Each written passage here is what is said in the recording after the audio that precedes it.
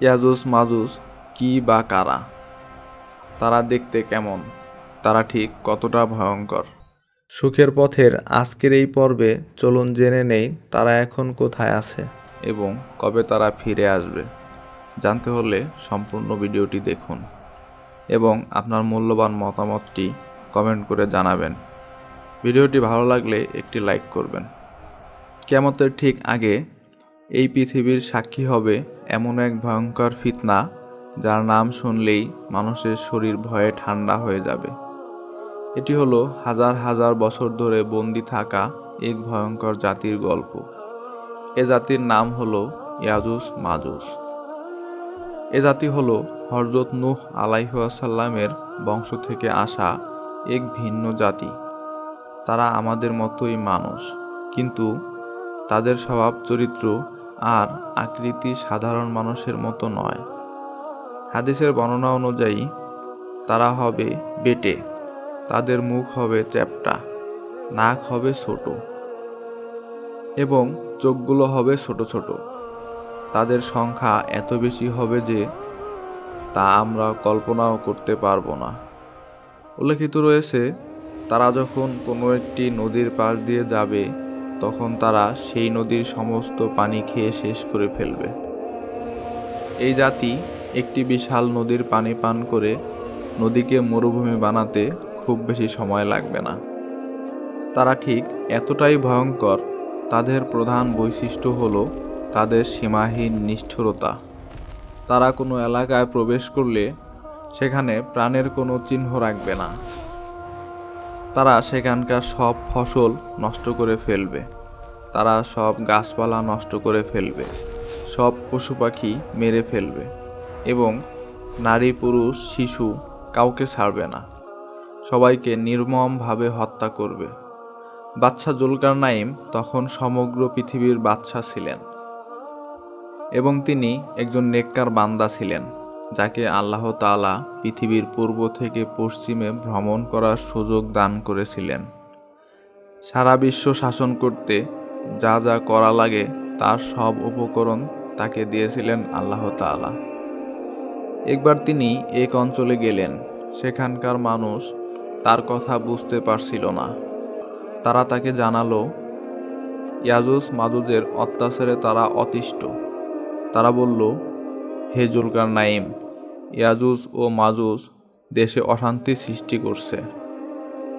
আপনি বললে আমরা আপনার জন্য কিছু কর ধার্য করব, এ শর্তে যে আপনি আমাদের ও তাদের মধ্যে একটি প্রাচীর নির্মাণ করে দিবেন। তিনি বললেন, আমার রব আমাকে যে সামর্থ্য দিয়েছেন তাই যথেষ্ট। অতএব তোমরা আমাকে শ্রম দিয়ে সাহায্য করো, আমি তোমাদের ও তাদের মাঝে একটি সুদৃঢ় প্রাচীর নির্মাণ করে দিব। তোমরা আমাকে লোহার পাত এনে দাও। অবশেষে যখন পাহাড়ের মধ্যবর্তী ফাঁকা স্থান পূর্ণ হয়ে গেল, তখন তিনি বললেন, তোমরা হাপড়ে ফুঁক দিতে থাকো। অবশেষে যখন তা আগুনে পরিণত হলো, তখন তিনি বললেন, তোমরা গলিত তামা নিয়ে আসো, আমি তা এর উপর ঢেলে দেই।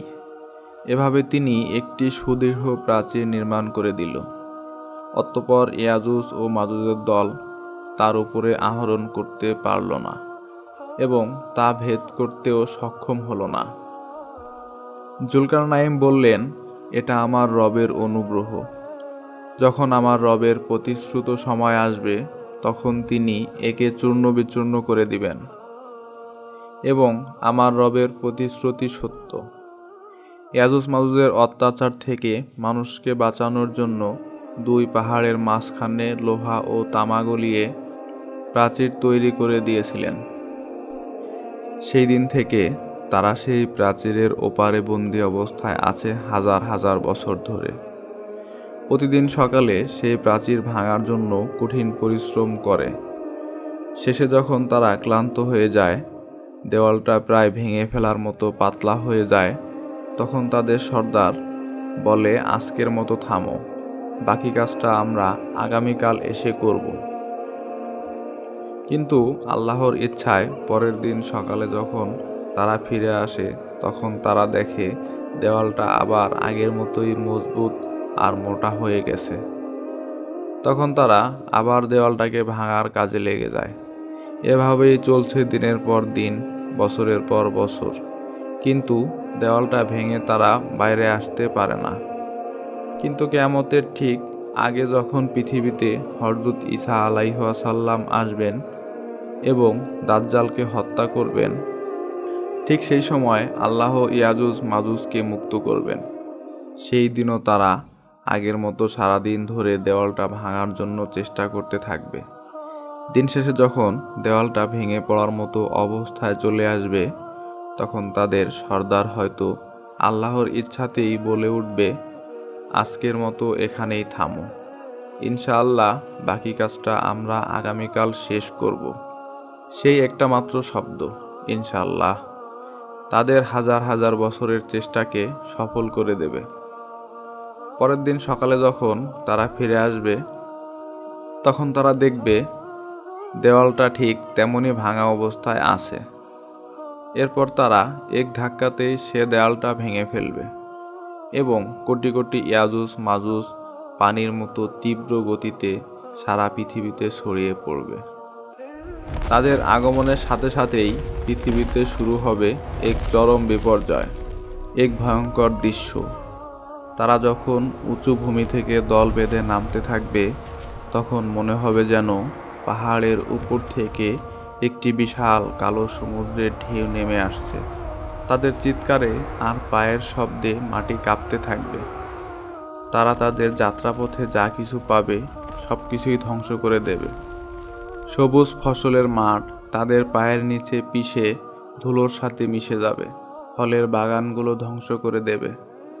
তারা গ্রাম থেকে শহর সকল কিছু জ্বালিয়ে পুড়িয়ে ছারখার করে ফেলবে।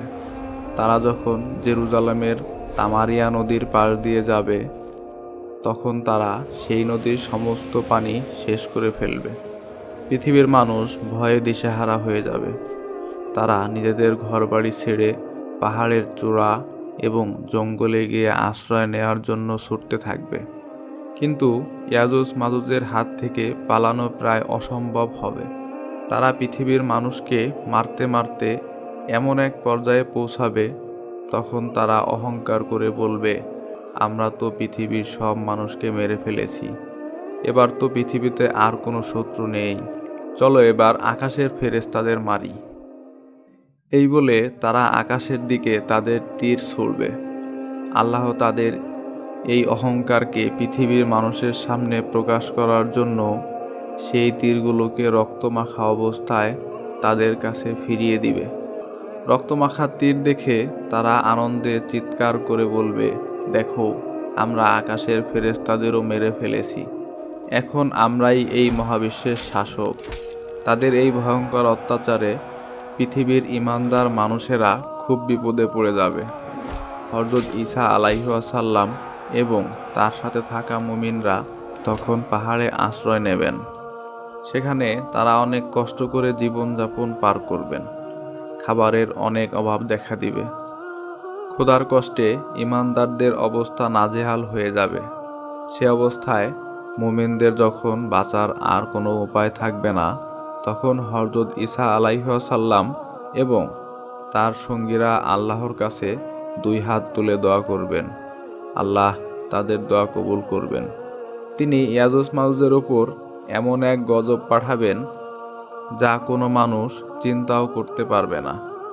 আল্লাহ তাদের ঘাড়ে নাগাফ নামের এক বিশেষ ধরনের পোকা পাঠিয়ে দেবেন। সেই পোকাগুলো তাদের ঘাড়ের মধ্যে ঢুকে তাদের শরীরকে ভেতর থেকে খাওয়া শুরু করবে।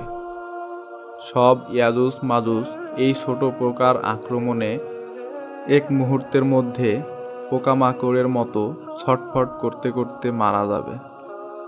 তারা সবাই একসাথে পচে গলে এমনভাবে মারা যাবে যে তাদের মরাদেহের দুর্গন্ধে পৃথিবীর বাতাসের নিঃশ্বাস নেওয়াই কঠিন হয়ে যাবে। তখন হযরত ঈসা আলাইহিসসালাম আবার আল্লাহর কাছে দোয়া করবেন। আল্লাহ তখন উটের মতো বিশাল বিশাল পাখি পাঠাবেন। সেই পাখিরা ইয়াজুজ মাজুজের কোটি কোটি লাশ তুলে নিয়ে আল্লাহ যেখানে চাইবেন সেখানে ফেলে দিয়ে আসবেন। এরপর আল্লাহ এমন এক রহমতের বৃষ্টি পাঠাবেন যা পৃথিবীর প্রতিটি কণাকে ধুয়ে মুছে একদম পরিষ্কার আর পবিত্র করে দিবে। আর এরপর পৃথিবীতে শুরু হবে এক নতুন শান্তির যুগ, যা আল্লাহর দেয়া বরকতে পরিপূর্ণ থাকবে। এই কাহিনী আমাদের এটাই শিক্ষা দেয় যে আল্লাহর পরিকল্পনা ও ক্ষমতার কাছে পৃথিবীর কোনো শক্তি টিকে থাকতে পারে না। আর ঈমানদারদের জন্য আল্লাহর সাহায্য সবসময় প্রস্তুত। ইয়াজুজ মাজুজের এই ভিডিওটি যদি আপনাদের ভালো লাগে তাহলে প্রিয়জনদের সাথে শেয়ার করুন, যেন এই গুরুত্বপূর্ণ জ্ঞান সবার মাঝে ছড়িয়ে যায়। এবং আমাদের চ্যানেলটি সাবস্ক্রাইব করে পাশে থাকুন এমন সব ইসলামী শিক্ষণীয় বিষয় জানতে।